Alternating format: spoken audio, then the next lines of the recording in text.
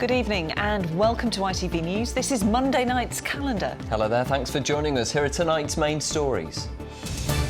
A new dawn for the Scunthorpe Steelworks as the government takes over the running of it and promises supplies will arrive in the next 24 hours.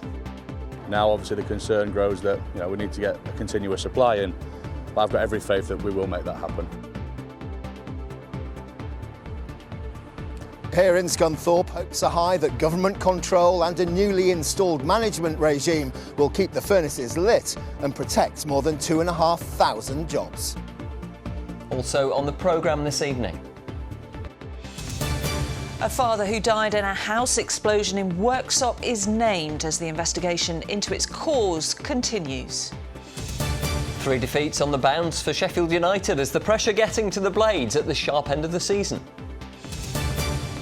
And stand by for a weather forecast full of comebacks, a return of low pressure, rain and a drop in temperature to remind us we're not in summer yet.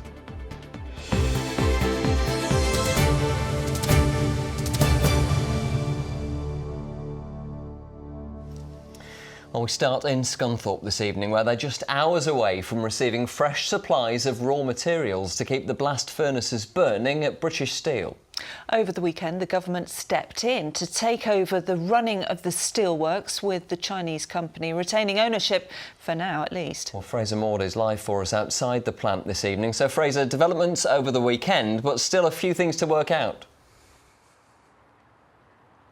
Indeed, Michael. Yeah, the weekend emergency legislation from the government gave them the power to stop Jingai, the Chinese owners of British Steel, shutting down the 2 blast furnaces, and gives them the power to direct the board and the staff of British Steel. They've wasted no time in doing so. Today they've announced the appointment of 2 interim officers, a chief executive officer, a chief commercial officer, both of them with many years of experience in the industry and crucially many years of experience here in Scunthorpe. It's been a real tonic for the workforce. They say that they feel that for the first time in months, even years, they've got management that they can believe in. Well, Martin Fisher has been in the town at the steelworks today since the first shift arrived at 5 o'clock this morning and brings us this report. It's a new dawn for British Steel after the dramatic events of a weekend which saw the government pass emergency legislation to take control of the embattled company. For those arriving at work, fresh hope for job security. There's a very more positive mood about the place, to be honest with you. Is it a release? Because your jobs were on the line, weren't they? Oh God, yeah, just a bit, yeah. Yeah, there's a lot of relief there, yeah. Knowing that we're going to possibly keep our jobs and things like that. You never know anything that's going to ever come into context, right? You never know if anyone's ever telling the truth. I don't really want to feel relieved until it's all sorted. We've been let down before. It's right to look after the place. Keeps jobs. Keep steel, you know what I mean? But there's still the question of keeping the blast furnaces running. Coking coal and iron ore are needed, with other steel firms offering their help overnight. If the furnaces run out of raw materials, they can't be turned back on. But today the government said 2 ships carrying raw materials had already docked at Immingham, with a 3rd en route. As I understood it this morning, we've got enough on the ground to keep us going in the immediate term. Now, obviously, the concern grows that we need to get a continuous supply in, but I've got every faith that we will make that happen. It's been said that Jingai sold off reserves. Has that been happening? Have you been able to see that happening? Has stuff not been coming through as it should? It's my understanding that they were actively turning boats away, yes, and they were trying to offload materials that we had here. There's been no word on that claim from Jingai themselves. It's not just the 2,700 jobs at British Steel that were at risk before the government's intervention, but thousands of others who rely on the plant. 40% of Eric Dayton's sheet metal business depends on British Steel. Last week, I've had people coming in, who've been laid off from other firms that have just sort of jumped the gun, maybe, but then I'm saying to them, well, I'm in the same boat. I don't know what's going to happen until you hear from, it's iron cast and you just don't know at the moment. A sigh of relief from non-steel businesses too. Jez Riley's hotel has hosted many events for steelworkers. Over the course of the last few days, his outlook's gone from glass half empty to glass half full. Healthy steelworks is good for the town, the county and the country. There isn't an industry could come in and replace the steelworks. They've been here for so long. They've been the lifeblood of the town for so long. And I can't think of any industry that could have replaced those jobs. On Saturday, hundreds of steelworkers and their supporters marched through Scunthorpe. What was planned as a protest becoming instead a collective sigh of relief. The news is especially welcome for younger workers at British Steel, like 20-year-old Rooney Bulmer, who only started with the company 3 months ago and hopes for a long career. It's great to know that it's right in the right hands, for sure, definitely, because in my opinion, I think the previous owners, who technically still own it at the moment, they were just in it for money and they didn't really care about British Steel. A weekend then that's changed massively the industrial landscape for British Steel in Scunthorpe. Martin Fisher, ITV News. Well, back to Fraser now. And Fraser, Number 10 say they're confident about materials arriving there, but any idea when they might actually be delivered? Yeah, Michael, we know that the race is on, don't we, to get those raw materials here. Turning off and on again the furnaces here is supposedly nigh on impossible. There have been huge concerns over unconfirmed claims that Jingai had not only stopped ordering new raw materials, but were actually trying to sell existing stocks of the raw materials. We understand that many of them are now in the country. The government say that they are here, some of them at the Immingham docks, just about 20 miles or so away. The government say that they should be here within the next few days, but our sources are saying that that could be as early as tomorrow. Well, Deputy Prime Minister Angela Rayner visited the site here today, and she says that the government are under no illusions as to the urgency of the situation. Well, we're very clear that Scunthorpe was crucial to the British steel industry. That's why we took the extraordinary measures we did over the weekend. We've got the raw materials, they've been paid for, and we're confident that the furnaces will continue to fire. We've secured the site, we've got a new CEO and management team here, and we're confident that they'll be able to continue into the future. Yes, there's more that we need to do over the next coming months and years, but this was a crucial step forward for British Steel in the UK. So a crucial step forward, according to the Deputy Prime Minister, but there are still no long-term guarantees as to what the future may hold for British Steel, how it may be structured, whether it's going to fall into nationalisation, as many people want, or whether they can find a private buyer for it. For now, though, the whole town, it seems, is breathing something of a collective sigh of relief. OK, Fraser Mould reporting live for us outside Scunthorpe Steelworks this evening. Thank you very much indeed. OK, well, let's head to Westminster now and speak to our political correspondent, Charanpreet Kaur. Now, Charanpreet, the Chinese owners of the site warned of losses of £700,000 a day. So is this sustainable for the government to prop up? Considering the penny pinching that we saw from the government at the spring statement just last month, it doesn't sound sustainable, does it, Lara? I mean, especially because the government does seem to accept that those would be the likely costs of running the site at the moment. They do seem optimistic, though, that they would be able to bring those costs down in the long term, although they haven't actually said how. And although that is a huge cost to swallow, I think the government's stance right now is that the cost to Scunthorpe of losing all those jobs and the cost to the country as a whole of losing primary steel making would be even higher. For Reform UK, though, they've placed the blame for those costs on deliberate action by the Chinese owners Jingai. Jingai, the Chinese owners, to whom it should never have been sold, are bad faith actors, even stories of potential sabotage coming out. So we're in a really somewhat ridiculous position at the moment where one minister, Jonathan Reynolds, appears to be in charge of what's left of the rest of the British steel industry. On the flip side, Ed Davey, leader of the Liberal Democrats, has placed the blame on Donald Trump. The steel industry has been in a mess for some time, but once again, President Trump's tariffs on the steel industry have accelerated that problem. And I'm afraid there are some British politicians, people like Nigel Farage, who championed President Trump. The difficulty for the government is they don't want to jeopardise their relationships with the United States or with China. So they're having to tread very carefully here. Yes, and Charanpreet, the problems at British Steel have been going on for longer than Labour have been in power. So who are the Conservatives pointing the finger at? Well, they do accept, Lara, that global factors have got us to the point where we are now, but they say that Labour should have got on the front foot, should have anticipated some of those global factors and responded more quickly to those pressures. We're disappointed that the government didn't have more urgency around this earlier. My colleague Martin Vickers, who's one of the local MPs, has been raising this in Parliament for some time. And the only answer we would get from the government is that they were developing a steel strategy. So they've been overtaken by events, and it's pretty clear that whenever this government negotiates, that the country loses out.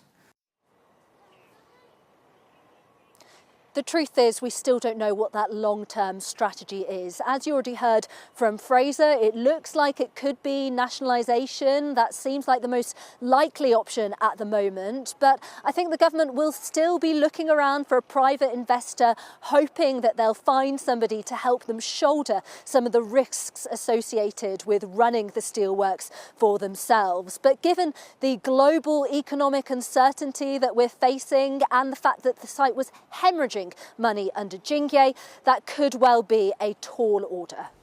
Charanpreet Kaur live in Westminster, thank you very much.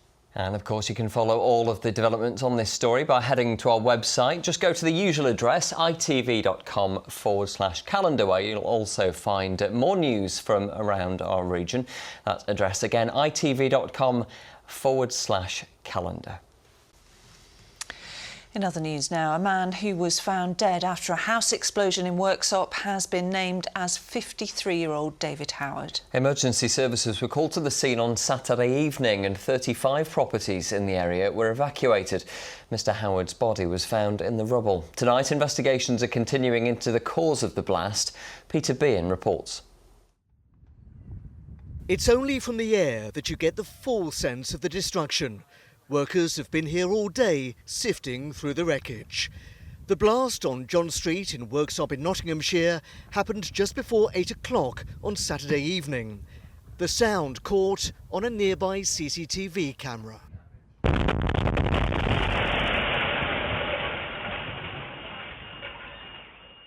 Specialist search and rescue teams discovered a man's body under the debris. I'd like to firstly extend my deepest condolences to the daughters, the wider family and the friends of the victim in this case, who I'm able now to name as David Howard, who was 53 years old.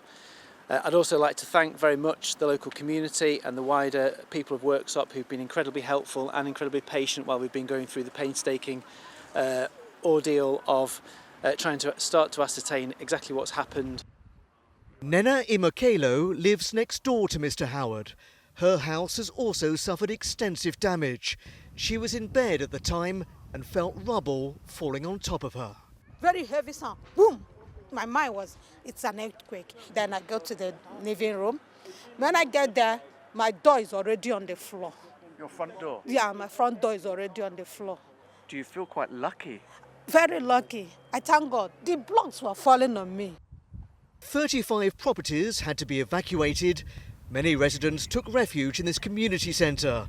Others were put up in hotels or stayed with relatives. Most are now back in their homes, a chalk mark showing it's safe for them to return. Among them, 90-year-old Maureen Newbury. She lived through the Second World War, but says the blast was louder than anything she's heard. It was worse than the bombs. It was worse than the bombs. The noise. Oh, such a mighty bang. The house shook. It threw me more or less out of the chair. The local council today confirmed that 3 neighbouring houses will have to come down. A demolition process which could take days, as a stunned local community can only look on. Unbelievable pictures there from Worksop. Peter Behan reporting there. Now, a shoplifter who pushed a 67-year-old woman from Doncaster, causing her death, has been jailed for manslaughter. Christine Vassy was on her way to watch a football match at the Stadium of Light in Sunderland when she was pushed to the ground by 37-year-old Joseph Smith, who'd stolen socks from a shop and was running away. She died in hospital from severe head injuries. Smith was jailed for 6 years with a further 4 years on extended licence. A man has appeared in court charged with causing the death of an elderly cyclist who was killed in a hit and run in Rotherham. 81-year-old Graham Slynn, who worked as a carer, died after he was hit on the A57 on Friday, the 4th of April. Kane Byrne, who's 20, appeared at Sheffield Magistrates Court today and is due in Crown Court next month. 3 other people were arrested in connection with the death and have been released on bail. Now, a group of MPs say police forces responded in an entirely appropriate manner following riots which broke out across our region last summer. The Home Affairs Committee found no evidence of two-tier policing in the handling of the violence in Rotherham. During the riots, mosques, community centres and a hotel housing asylum seekers were targeted. But as Matt Price explains, the report found lessons can still be learned. It has been described by the Prime Minister as far-right thuggery. Rotherham town centre ransacked by rioters. What started as a protest quickly escalated into out-and-out violence. This Holiday Inn housing asylum seekers set upon and set fire to. It didn't just leave police officers injured and buildings damaged, communities were broken too. This charity in Rotherham, formed in the wake of the riots, has a simple aim: to rebuild race relations and help heal a community torn apart. There's still huge amounts of fear of going out wearing a scarf or being visibly different in Rotherham, which is not good for any society. We all win when we've got a peaceful society, when we can be safe going out in the street. The damage to this hotel at Wath near Rotherham involved in the Troubles has now been repaired, but a new report by a cross-party group of MPs says elsewhere there is much to fix. It says lessons need to be learned from what happened here 9 months ago. The report found police forces were unprepared for the level of violence, but said the force used by officers was entirely appropriate, dismissing claims of two-tier policing. It acknowledged the courts imprisoned high numbers of offenders at speed, but said lengthy court backlogs continue to delay justice in the wider system. And in referencing social media, it said rules around contempt of court allowed disinformation to flourish online. The CPS will review its media protocol. Meanwhile, the Police Federation says what must not be lost is the immense bravery of colleagues in the South Yorkshire force. Officers on the front line put their lives at risk. They acted in an exemplary fashion and I cannot commend them highly enough. Last summer unearthed deep-seated divisions, something those here today hope in time will be fixed. Muslim women have been targeted by the scarves being pulled off, the hijabs, and immediately then you want to retreat and go to a safe place, which is your home. But given the level of violence, some will be left asking whether they can ever get back to life as they once knew it. Matt Price, ITV News. OK, the ITV Evening News continues at 6:30. Here's a look at what's happening with Mary Nightingale. Coming up in the ITV Evening News, a former Tory MP is among 15 people charged with betting offences relating to the timing of last year's general election. Rory McIlroy joins golf's greats to complete a career Grand Slam. We bring you reaction from around the world. And the stars blasting off into space. Was it mission success for this all-female celebrity crew? Would you join me for those stories and more at 6:30? Thank you, Mary. We will. Now, Chris is here with all the sport from the weekend and, you know, we're heading towards the end of the football season. The finish line's there, isn't it? Yeah, you're heading somewhere as well, aren't you, with those arm movements running there? Yeah, Glory. I've had a week off. I've got some energy. I can see. Glory's within touching distance, Lara, for some, but for others, well, their race might well be run.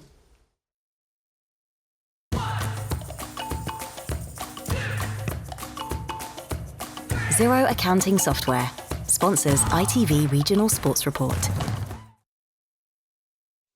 Now, it's been a significant week in the race for promotion to the Premier League, and after the weekend's results, this is the situation at the top of the Championship table. As you can see, Leeds in first, Burnley level with them, and Sheffield United 5 points further back. That's with just 4 games left to play. Now, both Leeds and Sheffield United had lunchtime kickoffs on Saturday. The Whites doing their bit, beating Preston by 2-1. In Sheffield, Wednesday owner Dafon Chansiri issued an apology to the fans for the late payment of staff, but they still showed their displeasure at his running of the club by turning their backs during their 1-0 defeat at home to Oxford.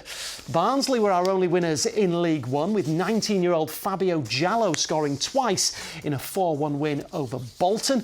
Bradford dropped to second in League Two after a crazy game at Swindon. The Bantams thought they'd won it when Brad Halliday made it 4-3, but 2 Swindon goals in stoppage time, including this own goal from Jack Shepherd, turned the game on its head. Billy Sharp came on as a sub for Doncaster and was then sent off within 55 seconds for a headbutt in their 1-1 draw with Wimbledon. Chesterfield beat Fleetwood 3-0 to keep their faint playoff hopes alive. And Harrogate are all but safe from relegation after scoring twice in the final 10 minutes to rescue a point at home to Grimsby. OK, so that's the football, Chris. What about the rest of the weekend sport? Yeah, Michael, well, Yorkshire won their first match of the County Championship season, and they did so in record-breaking fashion as well. Don Best scored a century as the White Rose beat Worcestershire by 504 runs. That's the biggest victory by a runs margin in County Championship history. Elsewhere, the Sheffield Steelers are through to ice hockey's playoff finals next weekend after overturning a 2-goal deficit after the first leg to beat Glasgow at the Sheffield Arena yesterday. Patrick Watling with the winning goal in a 4-1 victory. And finally from me, Scunthorpe's 3-time World Speedway champion Ty Woofenden has posted this video of him using a walking frame in hospital after his recent crash in Poland. Ty also revealed he'd been in an induced coma for 5 days and listed his injuries, which include multiple broken bones and dislocations, as well as a punctured lung. Ouch! But the good news is he is on the mend. Yeah, thank goodness he's back on his feet, especially Indeed. so soon after that accident. Really is, isn't it? Yeah, best of luck to him. Thank you. Now, it's been a glorious day today, hasn't it? Let's catch up with Nick and see if it's going to last. Today's forecast: seafood and sugar cube towns. TUI sponsors ITV Yorkshire Weather. Hello. After the warmest weather of the year so far, the clouds are gathering and we're about to see the return of rain. It's not just been warm, it's been sunny. A glorious start this morning with all of that blue sky. But the fine weather has led to a building rainfall deficit. February and March were both drier than average. We've only had 1% of our average April rainfall so far. So Easter holidays or not, it's time to address that deficit, and doing that will be the return of low pressure here. Got some rain well to the west of the Pennines at the moment, but it's this area of low pressure through the rest of tonight, tomorrow and Wednesday, just feeding up some pulses of rain our way. It's not going to be a washout. There'll be some drier moments as well, but I think there will be some welcome rainfall for gardeners and growers out of that before it clears away towards the end of Wednesday. We've had just the odd shower out there to end the day and into tonight, but nothing widespread in terms of wet weather just yet, but plenty of cloud and temperatures holding up at around 7 to 10 degrees to start the day tomorrow. Now, we have the first pulse of rain that will just run through eastern parts of the region into tomorrow morning, maybe with some heavier bursts around as well. Not too much rain elsewhere, but as it brightens up into the afternoon, there'll be a few showers to be had. An onshore breeze, cooler on the coast than today, whereas inland we're still up to around 15 degrees. And then overnight, Tuesday night and into Wednesday, some further pulses of perhaps more widespread and at times heavier rain moving through. And it will feel colder on Wednesday, maybe even a bit of snow into the tops of the Pennines for a time. And then for the rest of the week and into the weekend, showers around and temperatures rebound a little again. TUI sponsors ITV Yorkshire Weather. Yes, you did hear that right. He did say That took snow. us by surprise, didn't it? I did not expect to hear that, for goodness sake. What about if you've planted some stuff out? We have been spoilt with that sunshine, though, We have. haven't we? It's been lovely as well. Thank Right. you so much for watching. See you later on. Bye-bye.